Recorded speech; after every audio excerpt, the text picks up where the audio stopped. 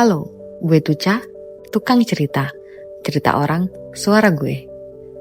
Cerita ini aku dapat dari medsos, diposting bulan Oktober 2025. Waktu itu aku udah kuliah, udah mau lulus, tapi status masih jomblo menaun. Orang rumah nih udah mulai nanya-nanya, kamu gak punya gebetan gitu? Dan ya kamu tahu lah ya, makin ditanya makin males jawabnya. Sampai suatu hari nih iseng, zaman dulu nih masih pakai BBM. Gak tahu gimana ceritanya, tiba-tiba ada satu cowok di kontak aku. Storynya sering muncul, update tentang kerjaan, aktivitas, ya gitu-gitu aja. Suatu kali aku iseng komentar, gak ada maksud apa-apa sih, cuma ya ngebuka obrolan aja. Tapi ternyata dia nangkep sinyal. Obrolan kita jadi nyambung. Dia mulai respon dan kita mulai nyaman ngobrolnya. Dan entah gimana akhirnya dia ngajak ketemuan nih.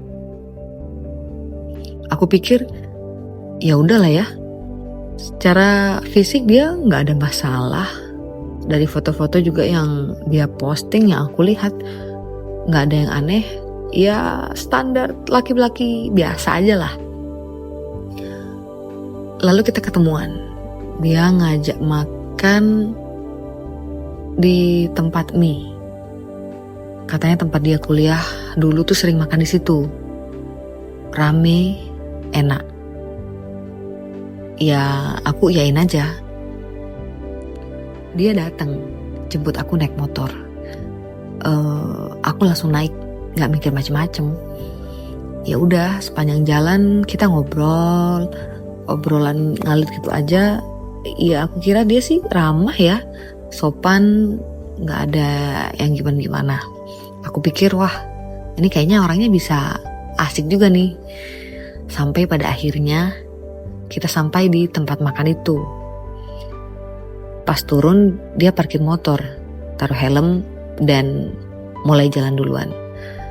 Dari situ aku lihat sesuatu yang bikin aku diem.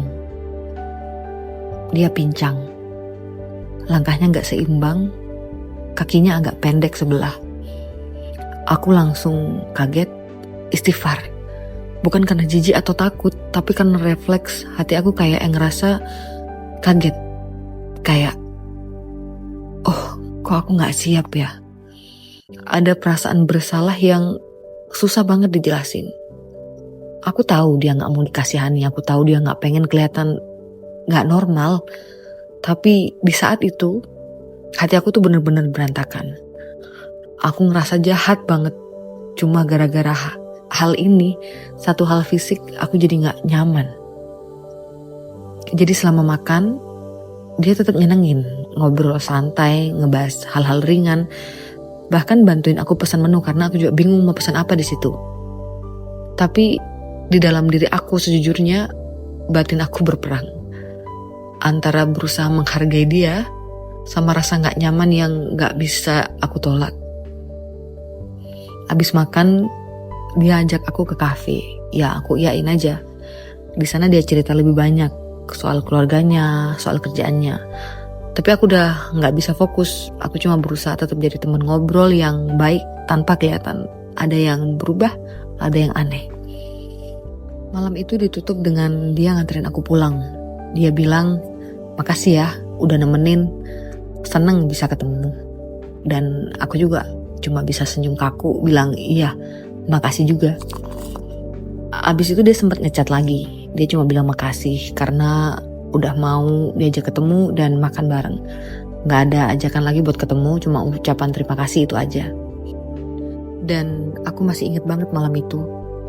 Bukan karena makanannya, bukan karena dia, tapi karena rasa bersalah yang lama banget gak hilang.